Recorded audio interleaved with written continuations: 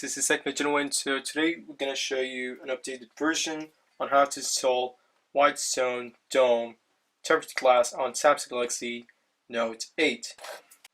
So now what you have to do is to just open the front lid up and then just push it just like so to take out this UV light LED. Anyways, putting that to a side.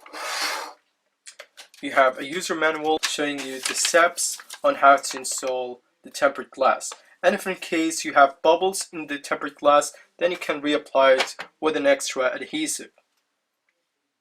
Now open the front lid up.